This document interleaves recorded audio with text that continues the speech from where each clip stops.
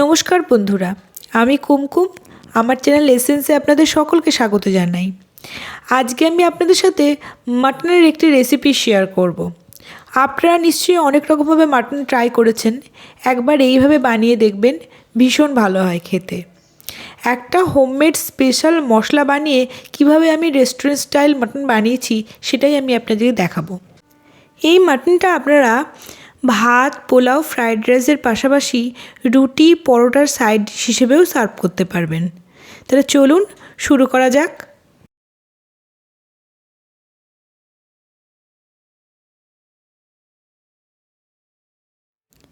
প্রথমে আমি মাংসটাকে ভালো করে ধুয়ে নিচ্ছি।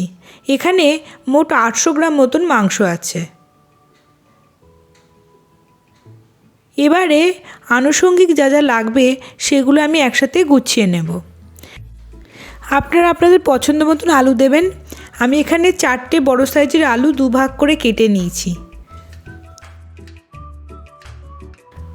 মাঝারি সাইজের পেঁয়াজ 5 থেকে 6টা কুচিয়ে নিয়েছি। রসুন নিয়েছি মাঝারি সাইজের 15 কোয়া, 9 টুকরো মতন আদা আর একটা বড় সাইজের টমেটো এবং 8 থেকে 9টা পাকা লঙ্কা আমি এখানে নিয়ে নিয়েছি। এবার আমি আদা, রসুন, টমেটো, লঙ্কার একটা পেস্ট বানিয়ে নেব।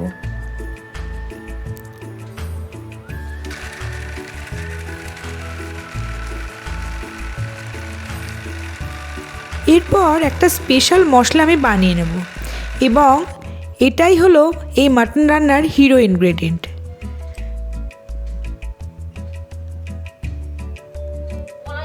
এখানে আমি নিয়ে নিয়েছি কয়েকটা তেজপাতা, শুকনো লঙ্কা, গোটা ছাড়িয়ে শুকনো লঙ্কা, গোটা জিরে, মৌরি, ধনে, এখানে আছে কিছু গোটা গরম মশলা ও এখানে নিয়েছি গোলমরিচ গুঁড়ো ও সামান্য অল্প পরিমাণে পোস্ত।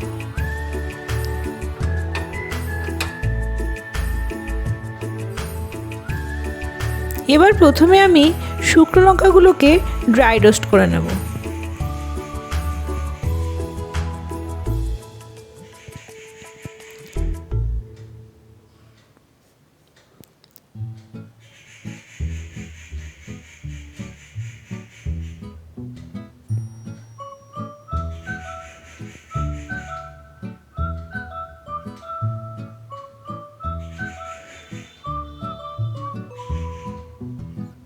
দেখুন লঙ্কাগুলো ভালোভাবে রোস্ট হয়ে গেছে। এবার আমি নামিয়ে নেব।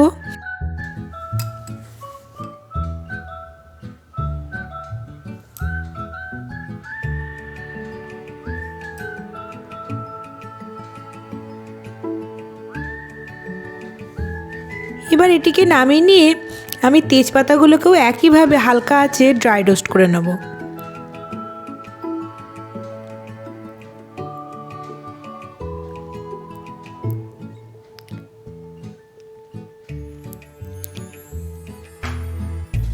এবার গোটা গরম মশলা, জিরে, ধনে, মৌরি একসাথে ভেজে নেব।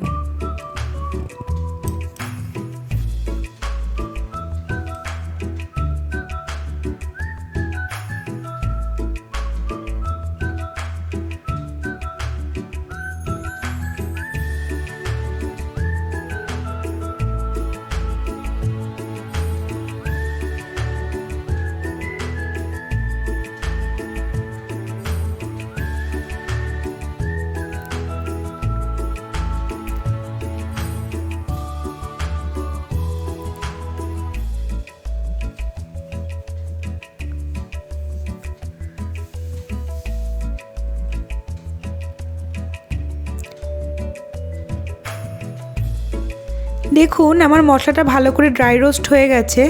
এবারে আমি নামিয়ে গোলমরিচ আর পোস্তটাকে শুকনো খোলায় ভেজে নেব, কিন্তু খুব কম আঁচে ভাজতে হবে কারণ অল্পতেই ওগুলো পুড়ে যায়।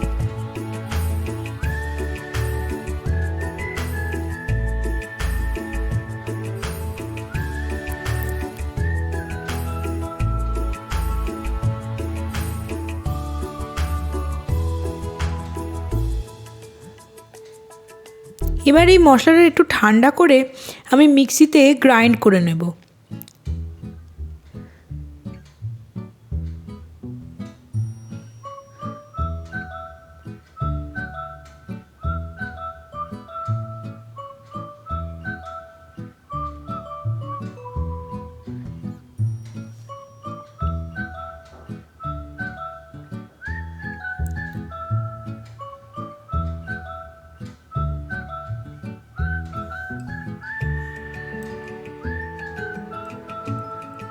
দেখুন আমার মশলাটা রেডি হয়ে গেছে।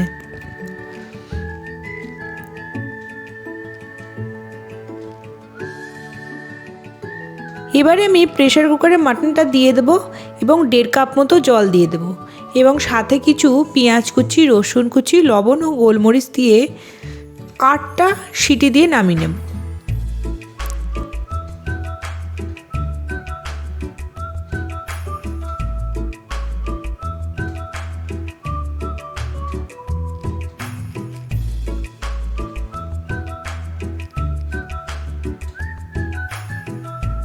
আপনি যদি এইভাবে প্রেসার কুকারে 8টা সিটি দিয়ে মাটন নামিয়ে নেন তাহলে মাটনটার টেন্ডারনেসটাও বেড়ে যায়, কিন্তু একেবারে হাড় থেকে খুলেও যায় না।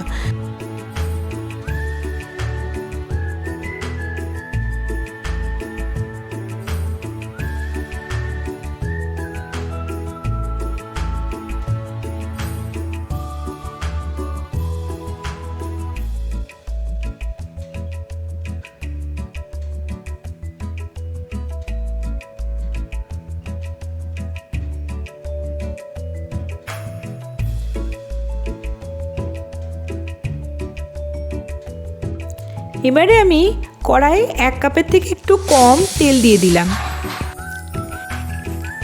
এরপর তেলটা কিছুটা গরম হলে কড়াইয়ে তেজপাতা, জিরে ও শুকনো লঙ্কা ফোড়ন দিয়ে দিলাম এবং আলুগুলো ছেড়ে দিলাম।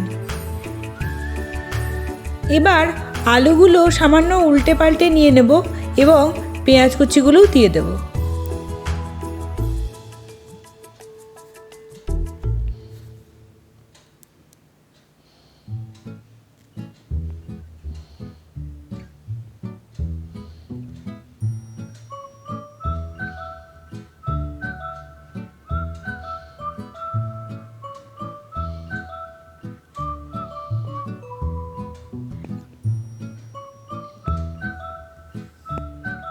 এবার পেঁয়াজ ও আলু ভালো করে ভাজা ভাজা হয়ে গেলে রসুন আদার যে পেস্টটা আমি বানিয়ে রেখেছিলাম আগেই, সেটা দিয়ে দেব এবং কষতে থাকবো।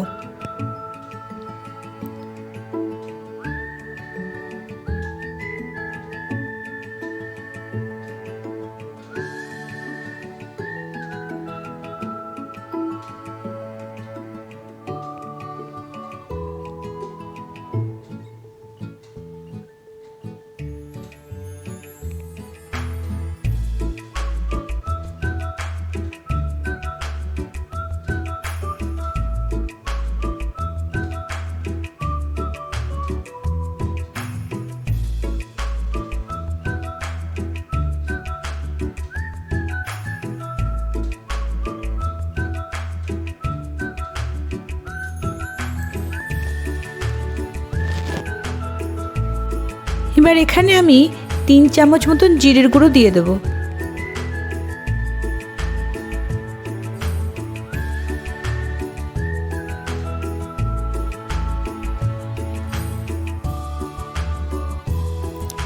আর আগে থেকে যে ড্রাই রোস্ট মশলাটা আমি করে রেখেছিলাম সেটাও 1 চামচ মতো দিয়ে দেব।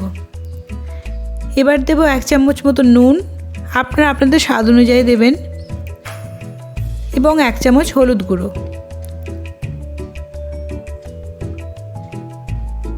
দিয়ে এবার আমি মশলাটাকে ভালো করে কষতে থাকবো।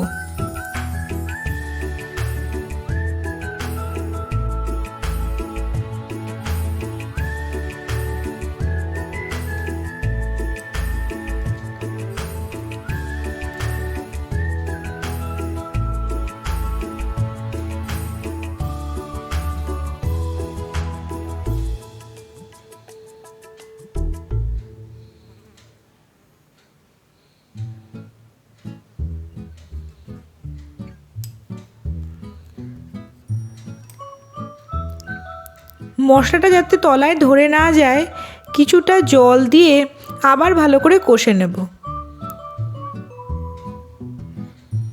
এখানে আমি কয়েকটা চেরা কাঁচা লঙ্কাও দিয়ে দিয়েছি।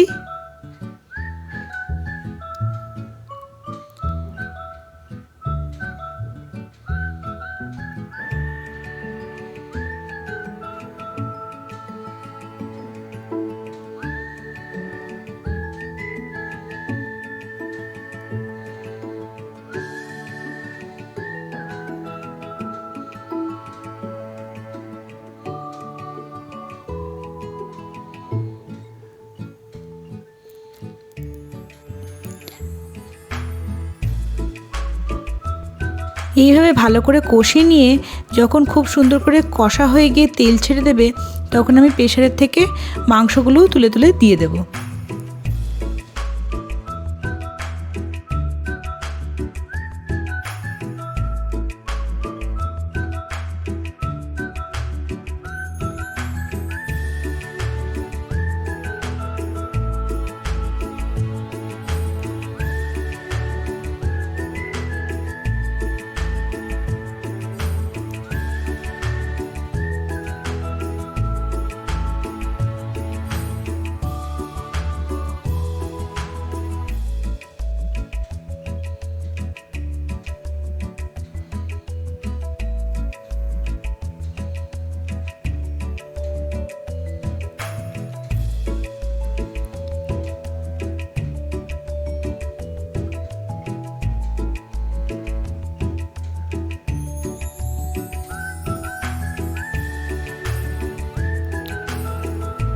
এবার আমি ভালো করে কষতে থাকবো মাটনটা দিয়ে, যতক্ষণ না ভালো করে তেল ছাড়ে।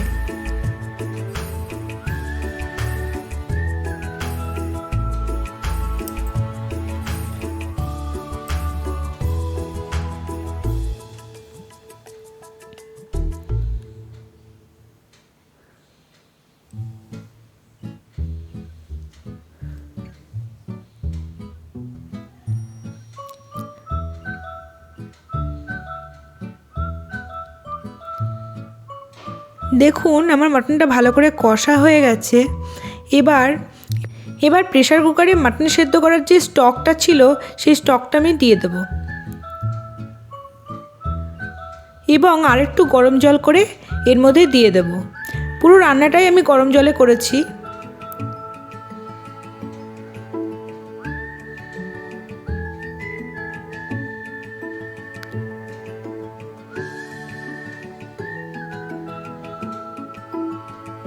এবার আমি ঢাকা দিয়ে দেব।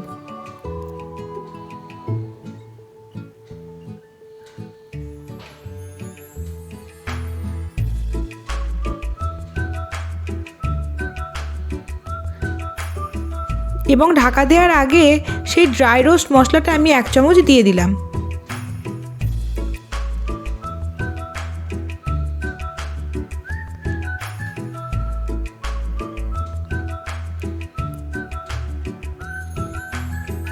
আবার কিছুটা ড্রাই রোস্ট মশলা 1 চামচ আমি দিয়ে দিলাম। মোট 3 থেকে 4 চামচ আমার এই মশলাটা লেগেছে পুরো রান্নাটা করতে।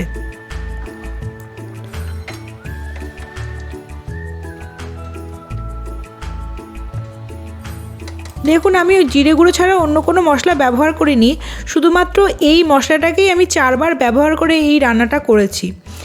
এরপর সবশেষে অল্প একটু ঘি এবং ওই ড্রাই রোস্ট মশলাটা আবার 1 চামচ দিয়ে আমি নামিয়ে নিয়েছি। দেখুন কালারটা কত সুন্দর হয়েছে আর মাংসটাও খুব সুন্দর সেদ্ধ হয়েছে। এইভাবে আপনারা একটা নির্দিষ্ট মশলা দিয়ে বানিয়ে যে কোনো কিছুর সাথে রুটি, পরোটা, ভাত যে কোনো কিছুর সাথে সাইড ডিশ হিসেবে যথেষ্ট সুন্দরভাবে সার্ভ করতে পারবেন। একবার অবশ্যই ট্রাই করবেন বন্ধুরা। ভালো লাগলে লাইক, শেয়ার ও সাবস্ক্রাইব করবেন। দেখা হবে পরের একটি রেসিপির সাথে। Thanks for watching. ভালো থাকবেন, সুস্থ থাকবেন। ধন্যবাদ।